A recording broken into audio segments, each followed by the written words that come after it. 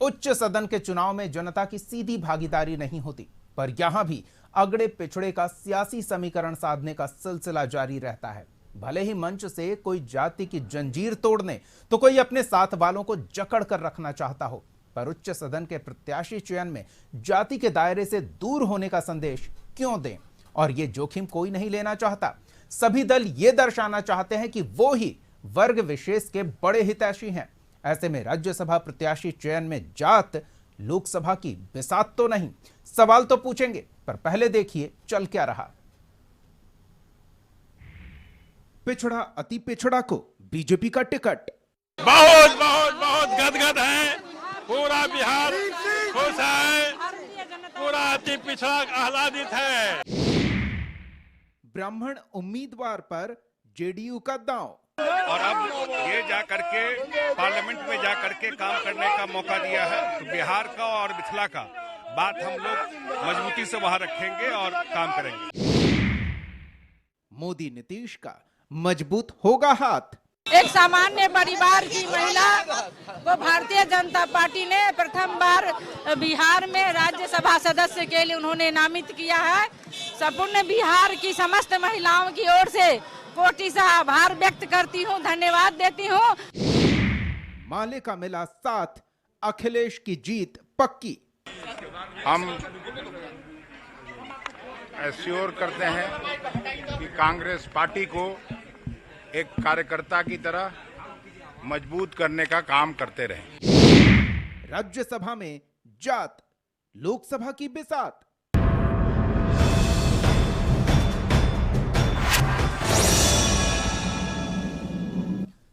तो देखिए, उम्मीदवारों का जो चयन हुआ है, भले ही इस चुनाव में जनता की सीधी भागीदारी नहीं होती है, लेकिन फिर भी जनता तक ये संदेश पहुंचाना होता है कि उनके ही वर्ग से, उनके ही समाज से, समुदाय से प्रतिनिधि के तौर पर एक व्यक्ति को चुनकर उच्च सदन में भेजने का काम वो पार्टी कर रही है।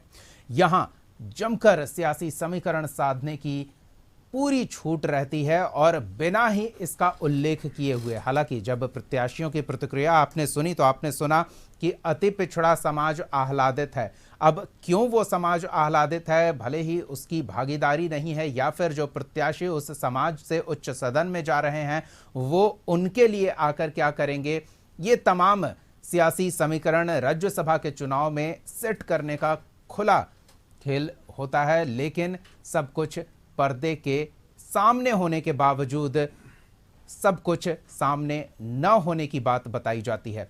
हमारे साथ इस विषय पर चर्चा के लिए कुछ मेहमान जुड़ रहे हैं, हम उनसे आपका परिचय कराते हैं और फिर क्या वाकई राज्यसभा के बिसात लोकसभा का गणित साधने का एक प्रयास हो सकता है, इस पर उनकी प्रतिक्रिया लेंगे।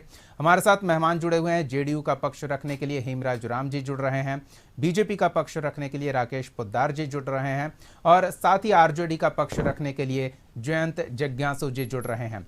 तो सबसे पहले हम जयंत जी के पास चलते हैं, क्योंकि आरोप उन पर लग रहे हैं और आरोप इतने गंभीर कि ये कहा जा रहा है जेडीयू की ओर से कि उन्हें तो बिहार वासियों की चिंता ही नहीं है, बाहर से कैंडिडेट उतार रहे हैं।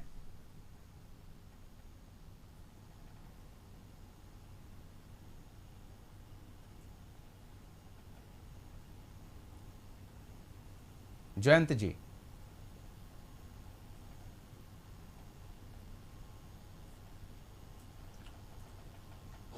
चलिए हम उनसे दोबारा प्रतिक्रिया लेने का प्रयास करेंगे, लेकिन राकेश जी के पास चलते हैं। राकेश जी, प्रत्याशी जब नामांकन करके बाहर निकले तो ये कह रहे हैं कि अति पिछड़ा समाज आह्लादित है और जिस तरह से प्रत्याशियों का चयन किया गया है, सवाल खड़े हो रहे हैं कि जातियों का समीकरण साधने की यहां भी कोशिश की गई है। क्या कहेंगे इस पर? देखिए, ऐसा नहीं है, भारतीय जनता पार्टी में ऐसा नहीं होता है कि जातियों के समीकरण को साधने की काम करता है। चाहे हम लोग जो अंतिम पंक्ति में जो बैठे लोग हो, चाहे पिछड़ा हो चाहे अति पिछड़ा हो, किसी भी समाज का लोग हो, उन लोगों को आगे बढ़ाने का काम करते हैं भारतीय जनता पार्टी में।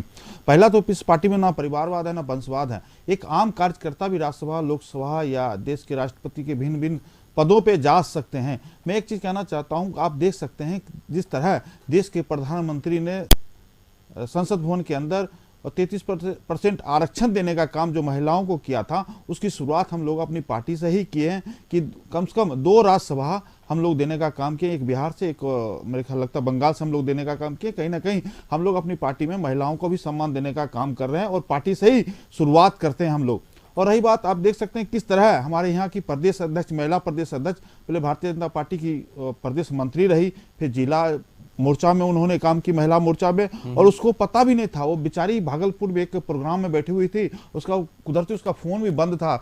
जब वहाँ हमारे हाई कमान, हमारे जो नेतृत्व जो करने वाले हैं, वहाँ से उनका फोन आया कि आपको राज्यसभा भेजा गया, तो उन्होंने सोचा कहीं मजाक कर रहे हैं। लेकिन जब दूसरी बार उनके फोन पे किसी और के फोन से बात हुई तो उन्होंने कहा नहीं, आपको राज्यसभा भेजा गया है, आप जहाँ भी हैं कल सुबह जल्दी से जल्दी पहुंचने का काम करें पटना में। तो वो आनंद फानंद में सुबह पटना आई। किसी को नहीं पता लगता, भीम सिंह जी को हम हमारे पार्टी में कम से कम 20 साल से पार्टी में रहे।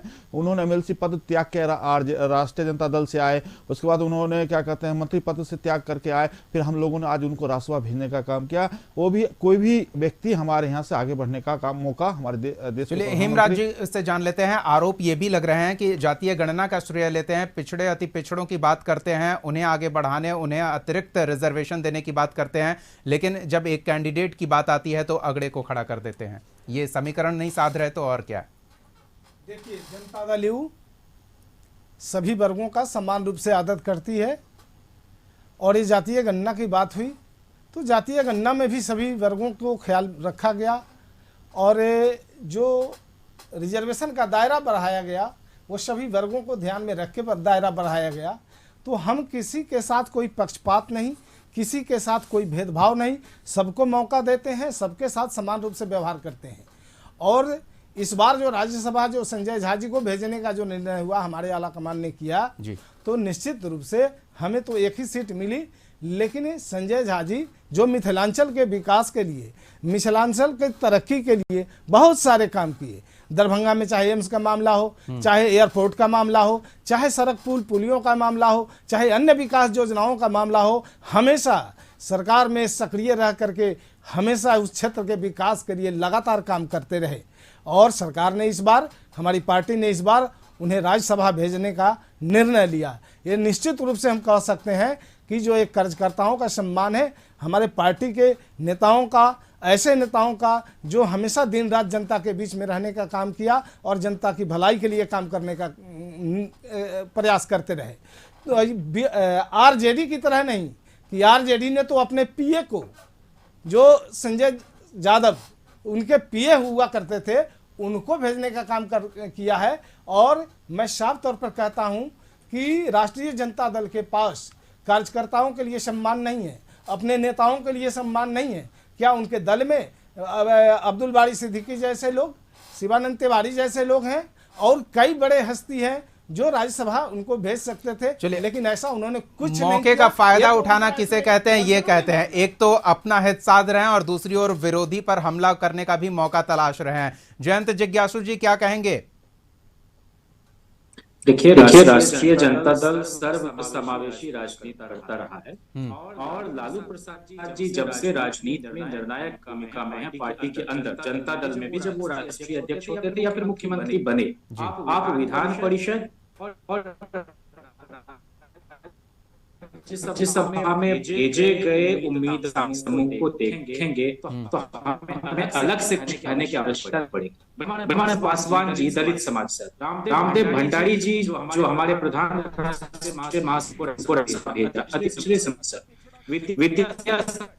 जयंत जी, हम आपके पास फिर आएंगे। आपकी आवाज इको हो रही है तो कुछ स्पष्ट सुन नहीं पा रहे हैं। हम आपके पास फिर आते हैं। हम अपने तकनीकी सहयोगियों से कहेंगे कि इस समस्या को जल्द दूर करें।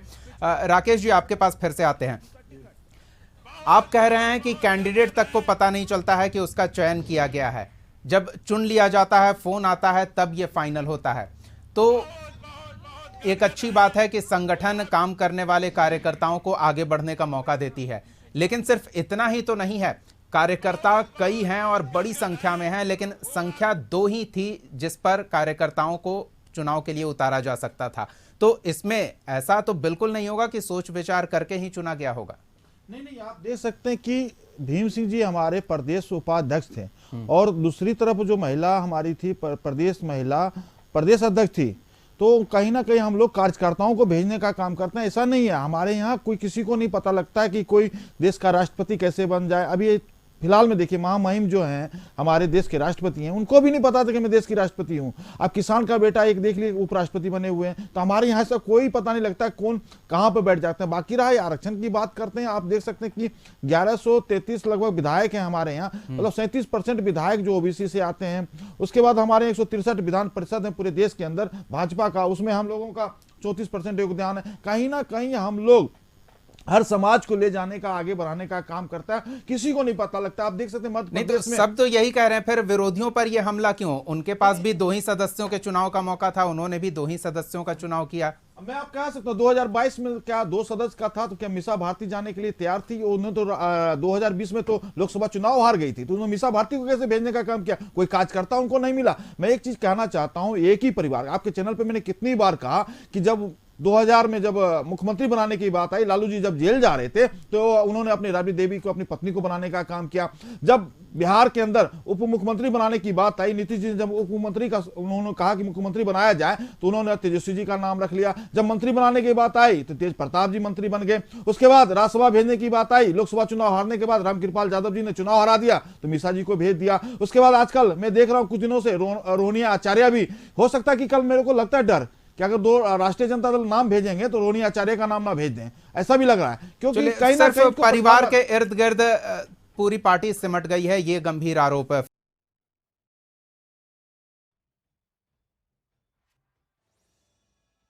हम बात कर रहे हैं कि जिस तरह से राज्यसभा के प्रत्याशियों का चयन हुआ है, राज्यसभा में जात क्या लोकसभा की बिसात, ये बड़ा सवाल है। और सवाल पर आरोपों की बौछार हुई आरजेडी पर कि कहते तो हैं कि पिछड़ों की आवाज हैं, लेकिन जब मौका मिलता है कि किसी पिछड़े समाज के व्यक्ति को आगे बढ़ाएं तो वो करने के बजाय परिवार के दायरे में सिमट जाते हैं। जयंत जी, जेडीयू और बीजेपी का ये गंभीर आरोप आरजेडी पर, जनता के सामने कैसे इस बात का खंडन करेंगे?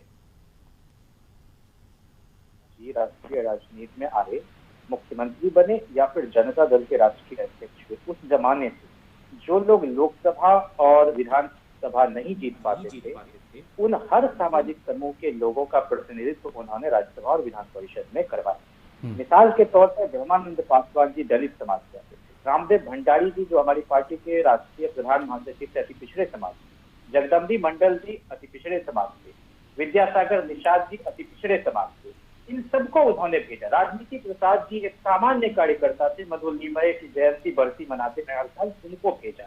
आप देखिएगा जाबिर हुसैन साहब जो विधान परिषद के सभापति थे, उनको राज्यसभा भेजा।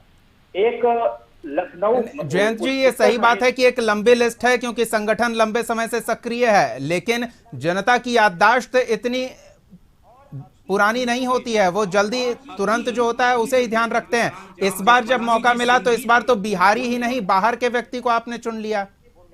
सुन लिया जाए ना प्लीज जी, प्लीज सुन लिया जाए ना। जी बोलिए। सिंह जी उनको, फयाज साहब उनको अकलियत समाज के, और मनोज झा जी वो ब्राह्मण समाज के, उनको दोबारा भेजा। क्या मनोज जी की काबिलियत पर किन्हीं को शक है?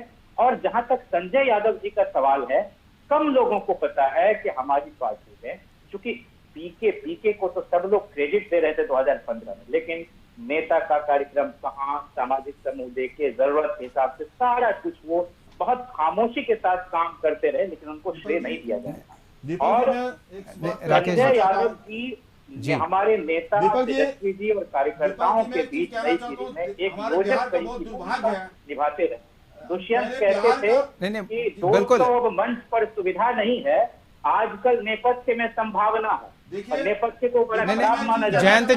जयंत जी हाँ, हमारे साथ बीजेपी के राकेश पोद्दार जी का, जी बोलिए। बिहार के एक नागरिक होने के लिए मैं इनके पर आरोप लगाना चाहता हूँ। संजय यादव क्या है?